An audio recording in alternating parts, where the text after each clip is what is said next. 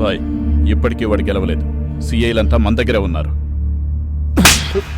చెత్త నాయాలా, బాక్స్ల గురించి తెలుసుకున్నాడు, సిఐల గురించి తెలుసుకోలేడా?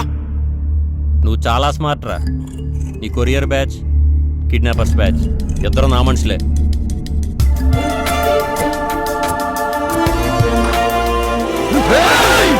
సార్ సార్ సార్ సార్ ఆగండి సార్, మీ కిడ్నాపర్స్ కాదు సార్.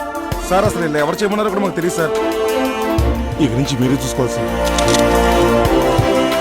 ఉంటాను సార్. ఇదిగో అన్న, బాయ్ మీకు బాక్స్ హ్యాండ్ అవుట్ చేయమన్నాడు. చల్రే జల్దీ వెళ్ళి తీసుకెళ్ళి బాయ్ చెప్పిన ప్లేస్లో పెట్టి రావాలి. ఏంట్రా ముందుకు వస్తారు? క్యా దేఖ్ రే? చల్.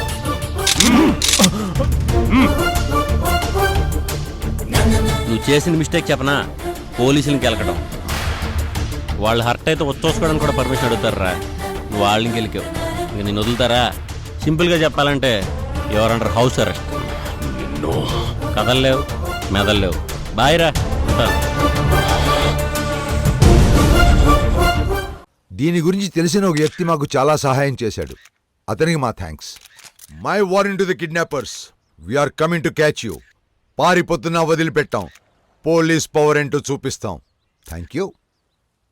చెప్పరా, మీరెంతమంది? మీ లీడర్ ఎవరు? ఎక్కడెక్కడ ఉంటారు? చెప్పరా. పెన్ను. పెన్నా? ఇదేంటి సార్ గన్నాడికి పోయి పెన్ అడిగారా? సార్ గన్నా? పెన్ను.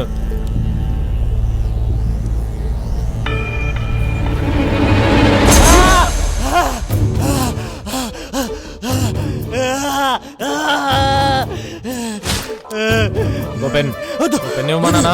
నేనేం చెప్తాను. గుడ్. దీన్ని బట్టి నీకేం అర్థమైంది? పెన్ను రాయడానికే కాదు, దింపడానికి కూడా పనికొస్తుందని. కాదు, పెన్ను నిజాలు రాయటమే కాదు, చెప్పిస్తుంది కూడా. వాడిని తీసుకురా, వెళ్ళి వాడి గ్యాంగ్ మెంబర్స్ని కలెక్ట్ చేద్దాం. ఒక్కరోజే 30 మంది సంఘ విద్రోహ శక్తుల్ని అరెస్ట్ చేసి తమ సత్తా చూపించిన హైదరాబాద్ పోలీసు.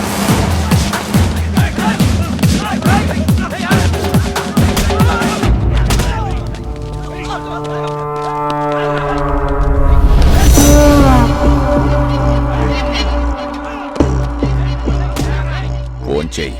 ఏంటి? ఫోన్ చేయి వాడికి. చెప్పరా. 9866185039 నీ ఫోన్ నంబర్.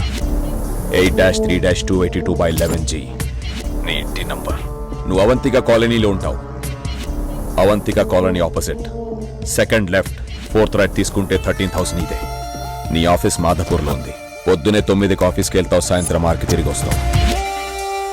నీకు ఆఫీస్ క్యాంటీన్లో ఉన్న ఫుడ్ అంటే అస్సలు నచ్చదు. అందుకే ఆఫీస్ ఎదురుగా ఉన్న హోటల్లో కరెక్ట్గా 1:05 PM నువ్వు లంచ్ చేస్తావు. నువ్వు వాడే బైక్ బజాజ్ పల్సర్ 150cc.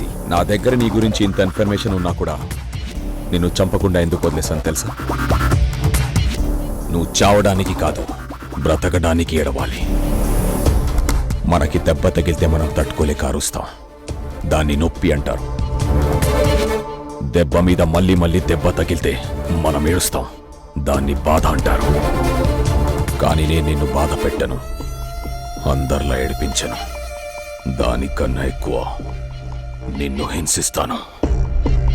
వినడానికి హింస చాలా చిన్న పదం, కానీ దాని పెయిన్ చాలా భయంకరంగా ఉంటుంది. అయితే ఇప్పుడేంటి? నా అడ్రస్ వివరాలు నీకు తెలుసు అంతేగా?